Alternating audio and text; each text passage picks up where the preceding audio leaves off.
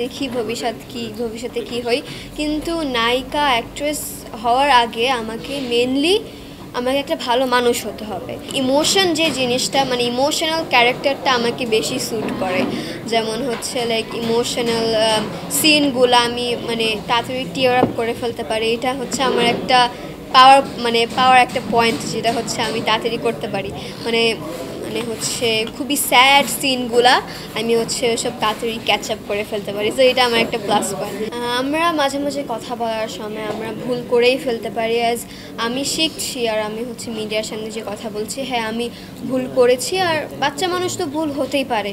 So আমি যেটা ভুল করেছি এটা আমি শিখবো, আমি আরও কথা বলা, আমি হচ্ছে আরও এডুকেট হব, আমি আরও ভালো করে কথা বলবো। আর হচ্ছে এই যে মানসিক দিকটা যে আমি লাইক একটু বুলিং শেখার হয়েছিলাম, তো সবারই মন খারাপ হতে পারে যখন কেউ কাউকে বুলিং করে। তো কারো এটা স্বাভাবিক জিনিস যে মন খারাপ হবে। সো আমারও মন খারাপ ছিল, এটা হচ্ছে টাইম টু টাইম মানুষ হচ্ছে ফিক্স হয়। তো আমিও আলহামদুলিল্লাহ এখন ভালো আছি। বাবা, আপনি সবসময় একটা কথা বলেন যে আপনি আসলে নায়িকা হওয়াটা আপনার কাছে যতটা গুরুত্বপূর্ণ তার চেয়ে বেশি গুরুত্বপূর্ণ হচ্ছে অভিনেত্রী হওয়া, এবং আপনি আমাকে অনেকবার এই কথাটা বলেছেন। তো এই যে নায়িকা না হয়ে অভিনেত্রী হতে চাওয়ার যে প্রক্রিয়াটা, আপনি নিজেকে অভিনয় শেখার আপডেট করছেন, এভাবে প্রশিক্ষণ নিচ্ছেন, নাকি যেভাবে চলছে সেভাবেই চলছে? যেভাবেই চলছে, দেখি ভবিষ্যতে কি হই, কিন্তু নায়িকা অ্যাক্ট্রেস হওয়ার আগে আমাকে একটা ভালো মানুষ হতে হবে। যেমন হচ্ছে মাঝে মাঝে আমরা চিন্তা করি যে গ্রেডস হচ্ছে পরীক্ষার মার্কস অনেক কিছু, কিন্তু নিজের থেকে একটা ভালো মানুষ হওয়া, আমি যখন একটা মানুষের সাথে কেমনে কথা বলবো, তাকে আমি হচ্ছে কেমনে আচরণ করব, সেটা বেশি মেন কথা।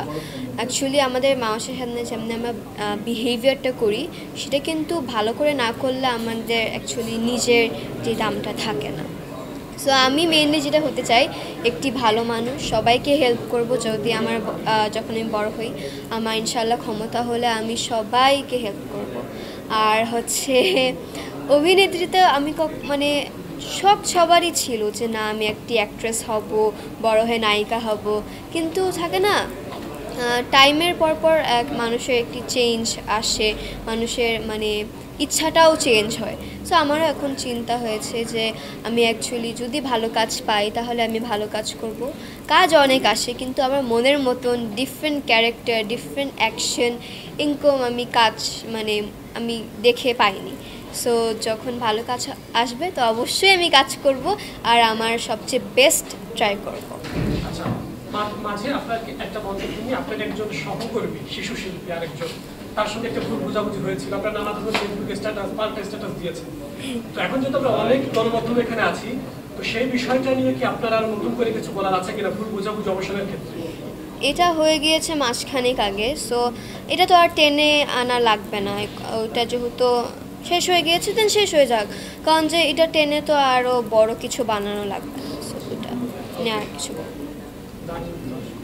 জি অবশ্যই আমার নতুন কাজ আসছে, আমি এটা এখনও বলবো না, কিন্তু এটা আপনাদের সবার জন্য একটা সারপ্রাইজ হবে।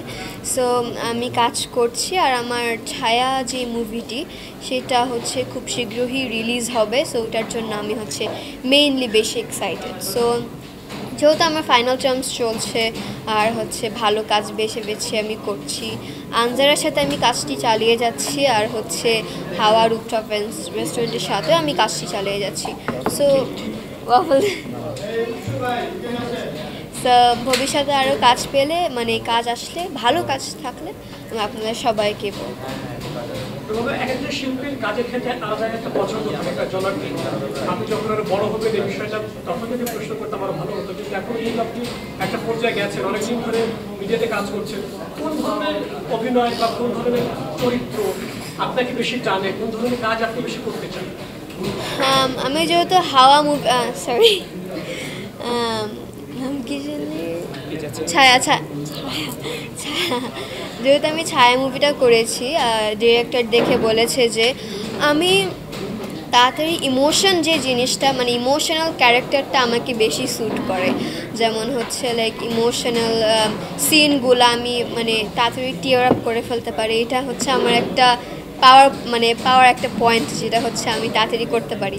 মানে মানে হচ্ছে খুবই স্যাড সিনগুলা আমি হচ্ছে সব তাড়াতাড়ি ক্যাচ আপ করে ফেলতে পারি, সো এটা আমার একটা প্লাস পয়েন্ট।